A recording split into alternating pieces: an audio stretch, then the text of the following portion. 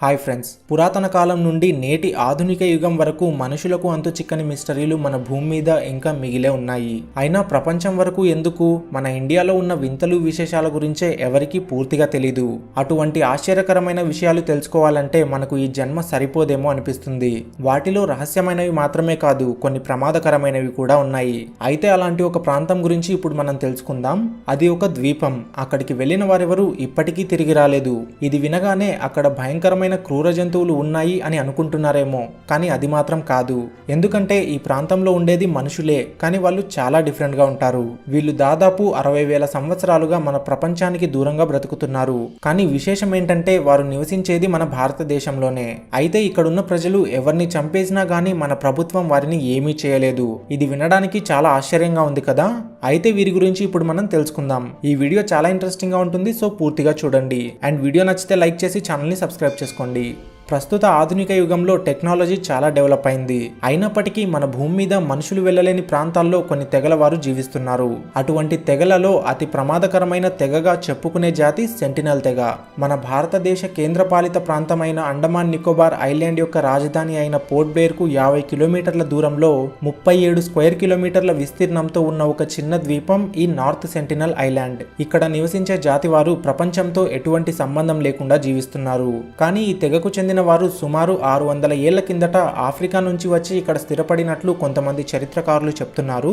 అలాగే వీరి పోలికలు ఆఫ్రికాలో ఉన్న గిరిజన తెగల వారిని పోలి ఉండడంతో ఎక్కువ మంది ఇదే నిజమని భావిస్తున్నారు. అలాగే సెంటినల్ తెగ యొక్క జీవనాధారం వేట, అంటే అడవిలోని జంతువులను ఆహారంగా తీసుకుంటారు. వీటితో పాటు అడవుల్లో లభించే పండ్లు, తేనె, చేపలు వీటిని కూడా ఆహారంగా తీసుకుంటారు. అలాగే బాణాలు మరియు విల్లును ఆయుధాలుగా ఉపయోగిస్తారు. అంతేకాకుండా వీళ్ళు మాట్లాడే భాష అరుపులా కేకలా అనేది ఇప్పటికీ ఎవరికీ అర్థం కాలేదు. అయితే ఈ తెగవారు బయట వ్యక్తుల్ని తమ ద్వీపంలోకి అస్సలు రానివ్వరు. ఒకవేళ వీరికి తెలియకుండా ఎవరైనా ప్రవేశించినా గానీ వారిని చంపకుండా వదిలిపెట్టరు. కానీ 2004లో వచ్చిన ఒక సునామీ మన భారతదేశంలోని అనేక తీర ప్రాంతాలను నాశనం చేసింది. దాంతో ఈ భారీ సునామీ కారణంగా ఈ దీవి నీటిలో మునిగి ఉంటుందని అక్కడ మిగిలి ఉన్న వారి కోసం మన భారత ప్రభుత్వం ఆహార ప్యాకెట్లను వారికి అందించడానికి హెలికాప్టర్లను పంపింది.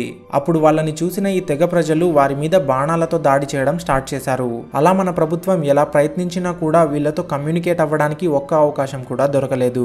అలాగే కొన్ని సంవత్సరాల క్రితం అమెరికాకు చెందిన ఒక పర్యాటకుడు వీరి గురించి తెలుసుకోవడానికి అక్కడికి వెళ్ళినప్పుడు అక్కడి తెగవారు అతన్ని బాణాలతో కొట్టి చంపేశారు. అలా ఈ సంఘటన జరిగిన తర్వాత మరోసారి మన ప్రపంచానికి ఈ తెగ గురించి తెలిసింది. అప్పుడు నార్త్ సెంటినల్ తెగల గురించి పరిశోధనకు వెళ్ళినప్పుడు ఇతనికి ఈ ప్రమాదం జరిగింది కదా. సో ఇప్పటికీ ఈ తెగవారు ప్రపంచానికి దూరంగా ఉండడానికి కారణం ఏంటి, వీరు ఎక్కడి నుంచి వచ్చారు అనే విషయాలను తెలుసుకోవడానికి సైంటిస్టులు కొన్ని పరిశోధనలు చేశారు. అప్పుడు ఈ తెగకు చెందిన మనుషులు కొత్త వారిని ఆ దీవిలోకి అడుగు పెట్టనివ్వరు, మరియు ఎవరైనా సాహసం చేసి వెళ్తే మాత్రం ప్రాణాల మీద ఆశ వదులుకోవాల్సిందే అని సైంటిస్టులకు తెలిసింది. అలాగే 1896లో ఒకసారి అండమాన్ జైలు నుంచి తప్పించుకున్న ఖైదీని వెతుక్కుంటూ పోలీసులు ఈ దీవికి చేరుకున్నారు. కానీ ఆ కాలంలో ఈ దీవి గురించి బయట ప్రపంచానికి తెలియకపోవడంతో పోలీసులు అక్కడికి వెళ్లిన వెంటనే వారిపై బాణాలు తీసుకొచ్చాయి. అప్పుడు ఏం జరుగుతుంది అని వారు తెలుసుకునే లోపే ఆ బాణాలు వారి శరీరాన్ని చీల్చేశాయి. అప్పటి నుంచి ఆ దీవిలోనే కాదు, ఆ దీవి సమీపంలో ఉండే సముద్ర మార్గంలో వెళ్లాలంటే కూడా మనుషులు భయపడేవారు.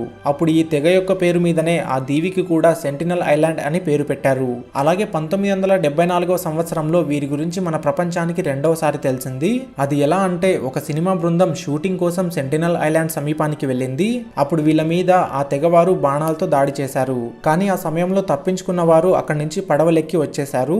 ఈ సంఘటన జరిగిన తర్వాత మన భారత ప్రభుత్వం ఈ తెగకు చెందిన మనుషులపై పరిశోధనలు జరపాలని సైంటిస్టులకు అనుమతి ఇచ్చింది. దాని తర్వాత వీళ్లపై కూడా ఈ తెగవారు దాడి చేయడంతో అప్పటి నుంచి మన భారత ప్రభుత్వం కూడా ఇకపై మనుషులు ఈ దీవిలోనికి వెళ్లకూడదని మరియు ఆ దీవి సమీప మార్గంలో కూడా ప్రయాణించకూడదు అని ఆదేశాలు జారీ చేసి మనుషులెవరూ ఆ దీవిలో అడుగు పెట్టకుండా నిషేధాన్ని విధించింది.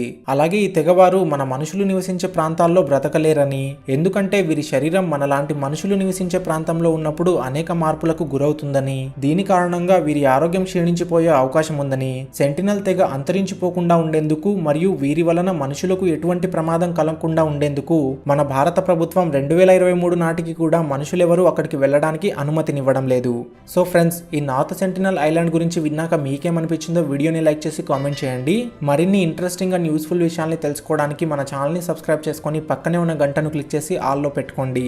అలాగే ఈ వీడియోని మీ ఫ్రెండ్స్ అందరికీ షేర్ చేసి నార్త్ సెంటినల్ ఐలాండ్ గురించి డిస్కస్ చేసుకోండి. మనం మళ్ళీ ఇంకో వీడియోలో కలుద్దాం. అంతవరకు సెలవు.